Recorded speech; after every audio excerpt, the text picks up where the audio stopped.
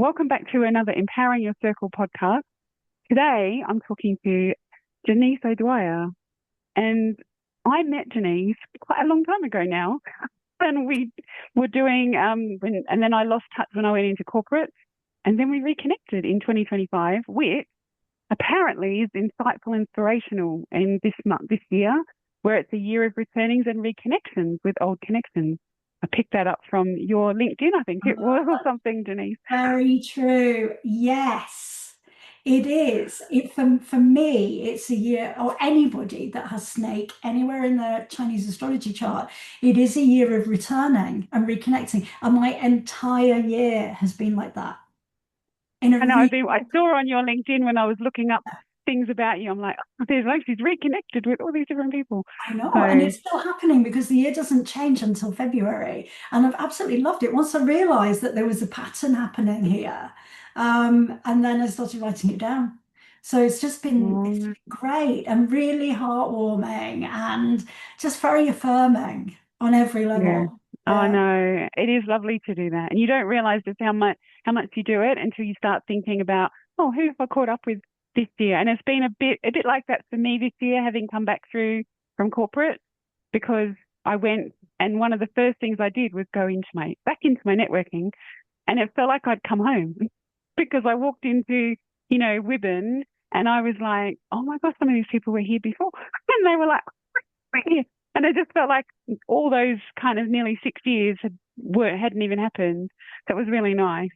Yeah, it's Um, great, isn't it? When you make those connections and also friendships, and then you can just plug straight in. yeah, Yeah, it's yeah. an And I amazing think that's thing. the same with you, although we haven't managed to catch up enough this year. So, No, but it's all testament to you, actually, Hazel, and your ability to build relationships. And then it means you can just click back in after six yeah. years. It's great. It just felt like coming home. And that's what I said to like Sam, who runs the London ones. I was like, just felt like I came home. So, Oh, nice. um, but I know that you're passionate about teaching the profound and accurate system of Chinese astrology in a way that we can all understand it. Because I hear a lot of these things, and you see a lot of things across YouTube and other things, and you're like, I still don't quite get it. So I know you did read a chart for me, like briefly, but it was so accurate, and it was like a really insightful session to me, um, because obviously you didn't know what I'd been through in the last 24 months, but everything you brought to light was exactly that, including the fact that my parents are backing me and giving me the drive that I need, keep moving forward. So, Yeah, you know, yeah, because I remember when we had a quick look at your chart, and the main thing is everything is there. And it yeah, depends on the question. So, somebody will come and want to know about their work, some will come and want to know about relationships, but everything is contained in that chart.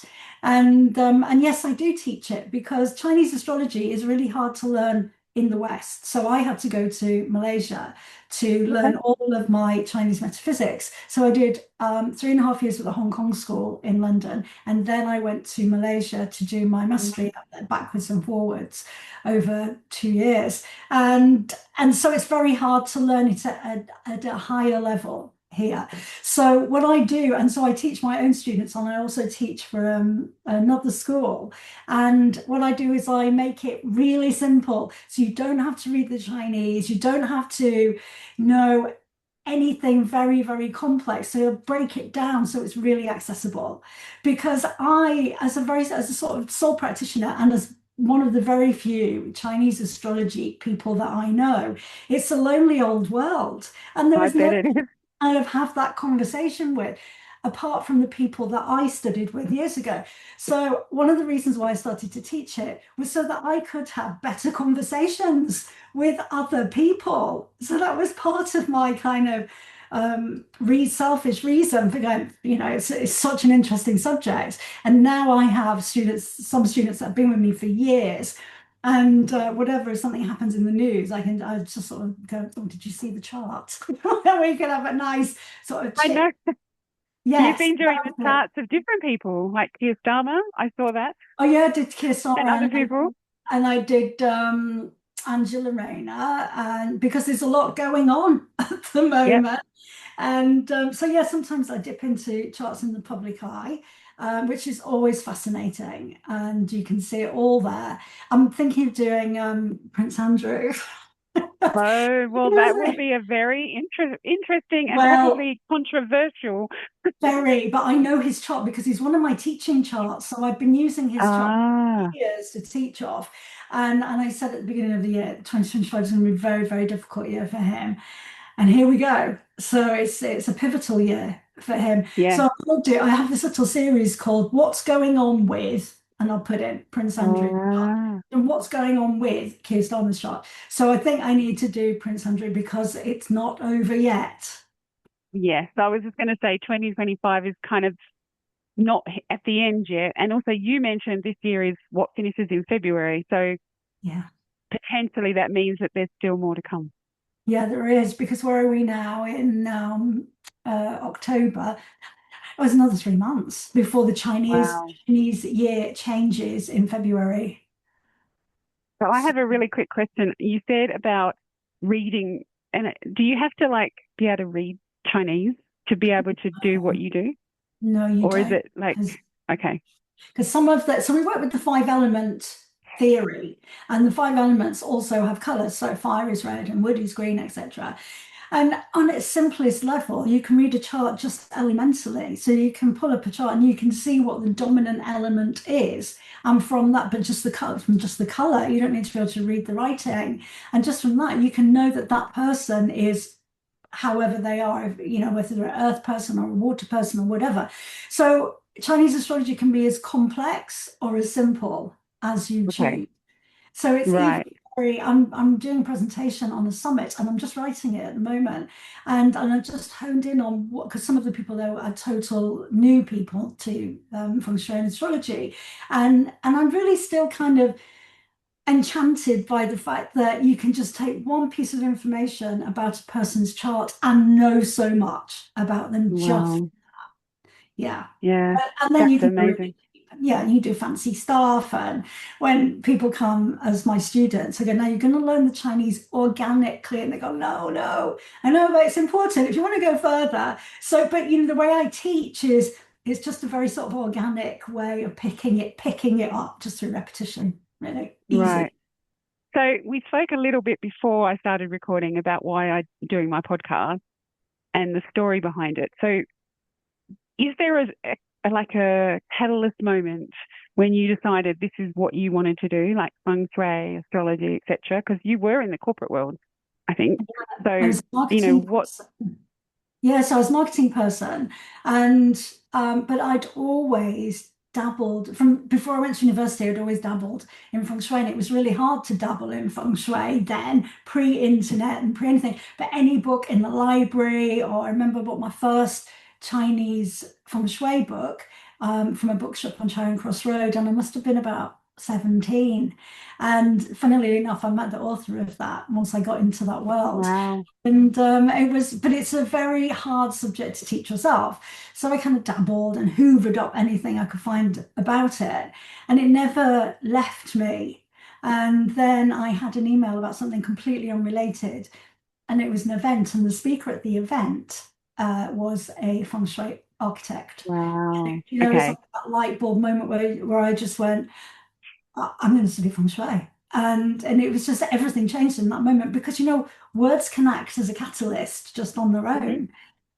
Yep. So I did a bit of research and ended up training with the Hong Kong School in London. And then it was just warmth from there. And here we are. And I didn't have any structured plan. This is the thing. For somebody that spent their entire career in marketing, And this had doing a structured plan. things. And I was the word I use is compelled, and I had to do it, and I didn't know why, but I had to do it, and now Oh, I know. I Yeah, I know. That's a beautiful story, though. I like that because it's inspirational in its own. Because actually, there's a lot of people out there in their careers and doing things, and they're never quite sure if they've stepped into the right thing, whether they've made a mistake, whether whatever. But it clearly, as in lots of careers, it kind of, I don't know, ventures around, which is, empowering your circle is exactly that. It's like somebody's going around like you, 17, you've done all this other stuff, and now you're back exactly where you want to be. Yeah, I like and that you've come one. full circle.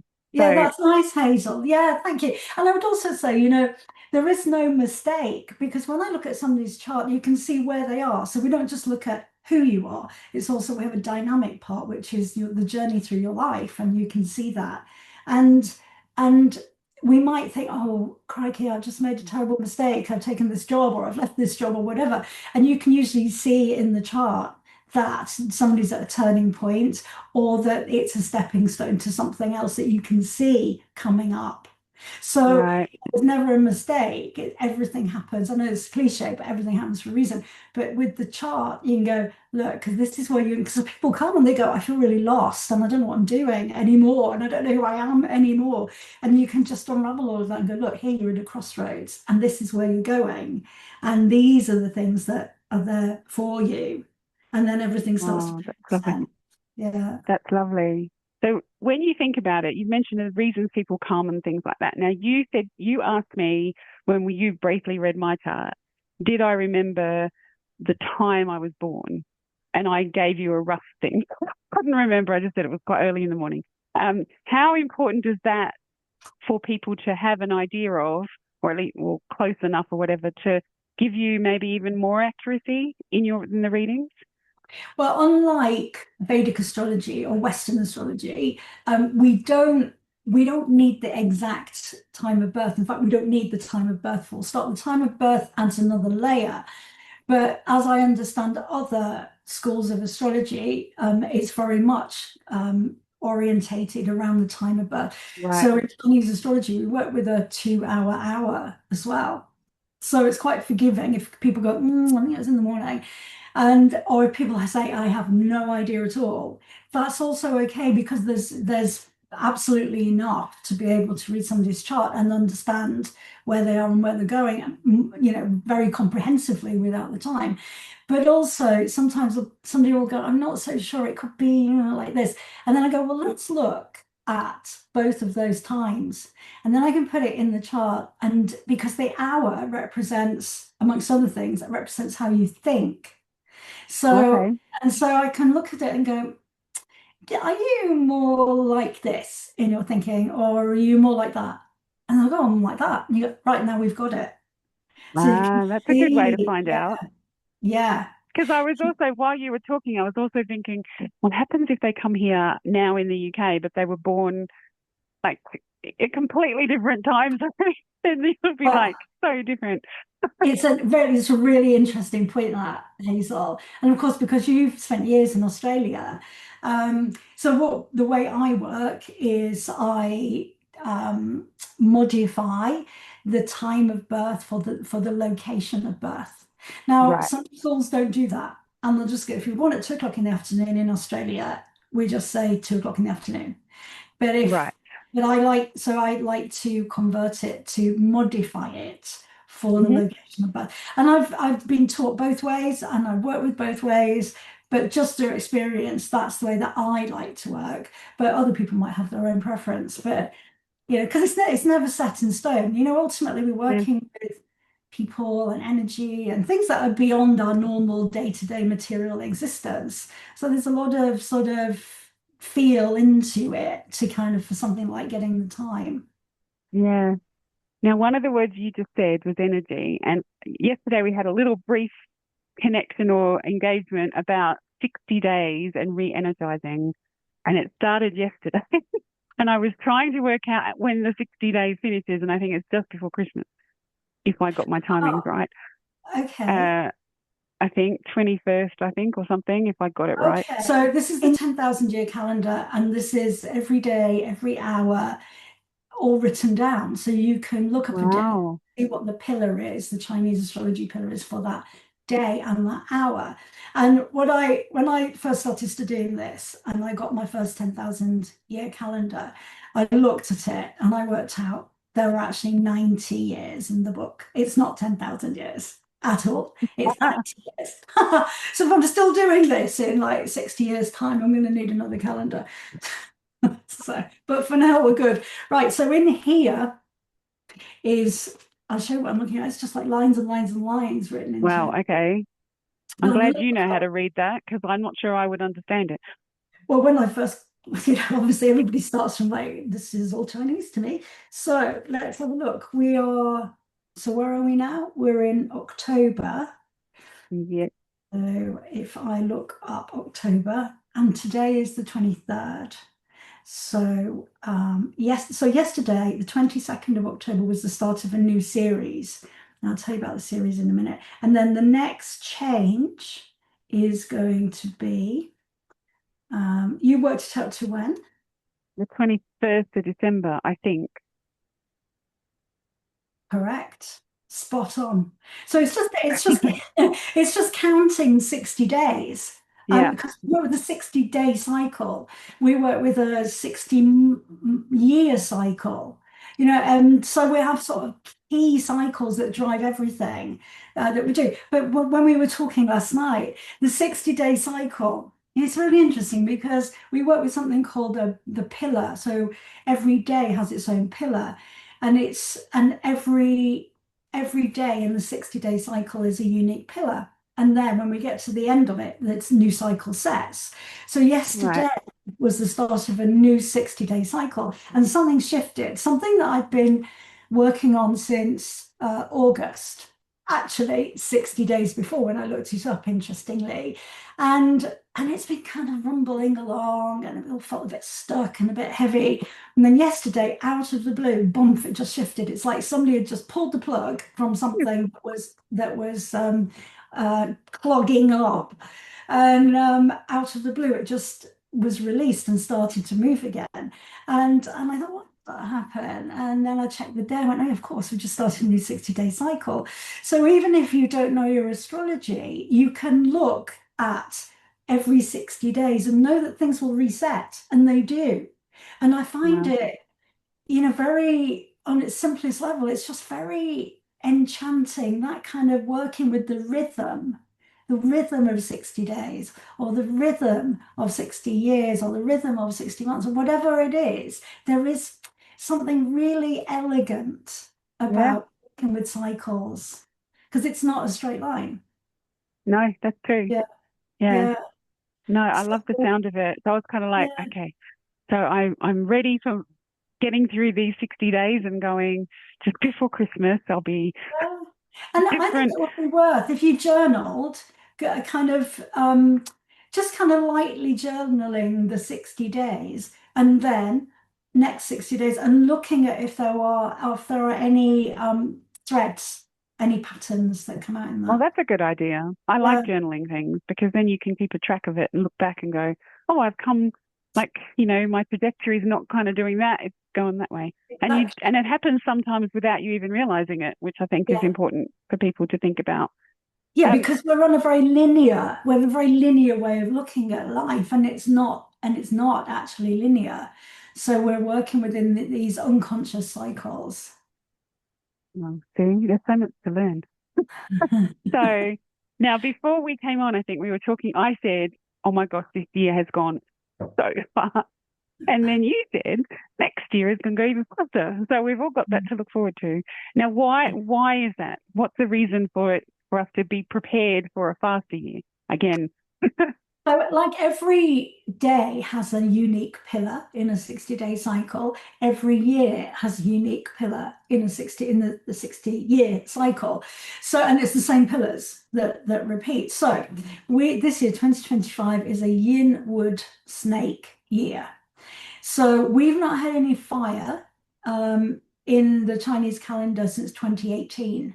So we've had Oh, lots of okay. other things, but we've not had any fire. So fire element is fast and it's very dynamic, and it's very hot, and it's very visible, and it's a really sort of high energy element.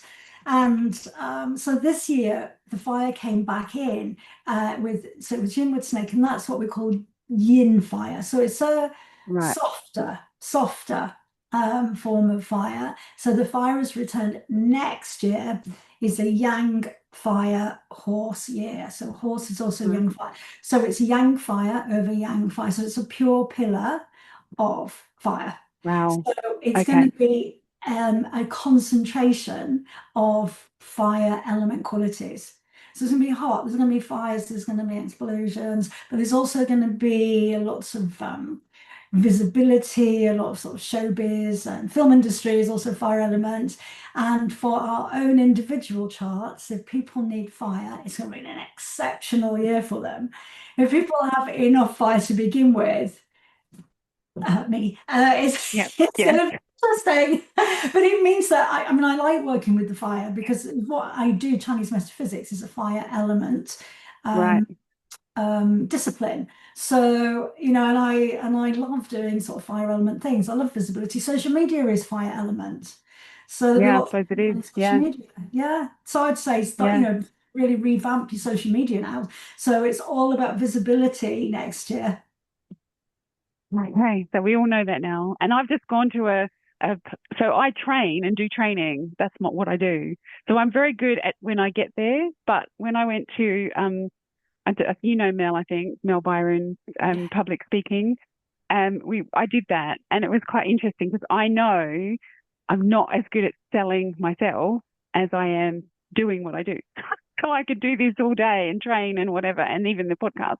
But selling it is, and so after that session, I stepped up because I realized, like she sort of said, yeah, but you did it. And the other people in the room were saying, but you do all of this stuff and all you have to do is kind of shine and bring it out because it's there.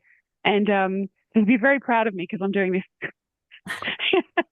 So, but yeah, it's really interesting that for me, that means that next year, hopefully, that will be my visibility. It Yes. will have come through after kind of all the things I've been through. It's almost like moving into 2026 is kind of the year of visibility. Yeah, so I would say step into it because I mean, we won't see that pillar again for another 60 years. So, Oh yes, well I yeah, better do it then so, because I don't know if I'll be here in another 60 oh, might be. So the point is, so we've had it before, So if you're over 60, we've been through that pillar before. So you would have been through that as a young child. So, however, this will be like we probably won't see this pillar again as a year, but we will see it as a month because the months also have Yeah. that. Oh, okay. Well, that's Yeah, good to know as yeah. well. So, just I normally ask people if they've got like a quote they love or a tip to share at the end of each of the podcasts. So I don't know which one it suits you, but sometimes they go for a quote that they love or it's like a tip. So Oh, well, you dropped that one on me, Hazel. I did. Um, I'm sure you've got lots of tips in your I'll give you a toolbox. tip. I'll give you a tip. There are loads of quotes. Like all you need to do is open up my Instagram. So I'll give you a tip. So I'll give you a feng shui tip. So basically, people say to me, well, what's one thing I can do to improve my feng shui? And I go, well, that's quite easy, really. So you go to your front door because the front door, so now we're talking about feng shui, the front door is where all the chi or energy enters into your home. And if anything is blocking your front door, either outside or inside, you're restricting the amount of chi that you're able to receive. And it's the Okay. chi that feeds our lives and brings vitality and opportunity. So I would say go to your front door, open it, look at is there anything that is, I know I say put on your feng shui glasses, and is there anything that is stopping the flow of chi into your home? And then turn around and look into the house or your flat. And is there anything in the hallway that's also blocking the chi coming in? And sometimes clearing the shoes, the bags, the umbrellas, all the stuff can give a massive increase into somebody's vitality and or prosperity. So I had a client and I went to do her feng shui and she said, we had feng shui done about 15 years ago. And I said, what happened? She said, all I did was I cleared out the porch and then her husband got promoted and da da da da da.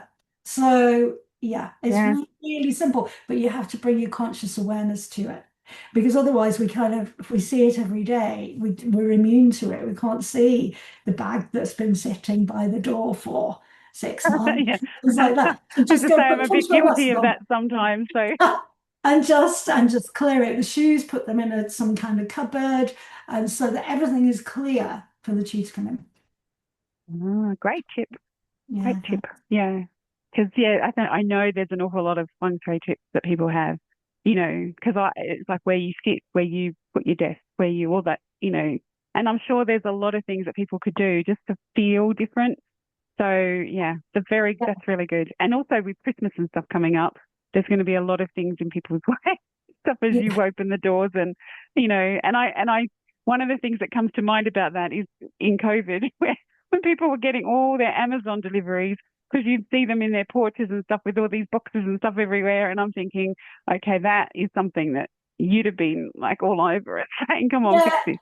I mean, it's all right for, if your boxes sit there for a couple of hours, but if it's kind of suitcase that you brought in from your holidays and it's still sitting in the hallway because you can't face opening it and doing the washing, it's that kind of thing that's sort of hanging around and suddenly we start just walking around it because we're compensating for it. Anyway, the point is clear it all Clear and it, it will clear it, be clear it. very, yeah, really sort of inspiring and revitalizing. That Thank you so much, because that is a really good tip to finish on, I think. Um, but thank you so much. Oh, before I go, one of the things I did want to ask you is, do you have anything coming up that you would like us all to know about, or is there Yeah, a way that you'd like to work with people if they're listening? so I might as well give a plug for this. I'm speaking on a summit on the 2nd of November, and I'm speaking about it's a Feng Shui Summit, and I'm speaking about Chinese astrology, and Oh, but I'm doing it from a beginner perspective. So actually, I'm just writing it, but actually it's a lesson. So I'm teaching really. It's free wow, teaching. So I'm going to teach a lesson of about 45 minutes on what that we were sounds talking amazing. about. So I've called it the astrology of your soul because once you understand the essence of who you are from your chart in terms of your element, you know who you're meant to be in this lifetime. And Wow. because we don't know who we are, we're a mixture of all kinds of things we've been told we should be. And actually coming back to the essence of who you are is very focusing and very empowering. That's what I'm going to talk about. Oh my gosh, that sounds amazing and very powerful. So yeah, that would be Thank really you. good. If you can And give me the link and stuff as well, I'll yes, make sure it gets with all of the sharing and stuff so that people yeah. Thank you. I'll send you see. the link. You can also find it on my all my social media. So if you see me talking about the summit on social media, the link is in that too. But I'll also give it to you. Oh, that sounds Yeah, really cool, because I think it does sound very powerful to amazing. hear it from you as Yeah, well. So, yeah. thanks so much, Denise, for being on here and reconnecting with me a number of years later. And Oh, no, it's been here's to many fun. more. Here's Yeah, many more thank you. years to come. Yeah, thanks so much. It's lovely to talk to you, Hazel, as always. Okay, take care.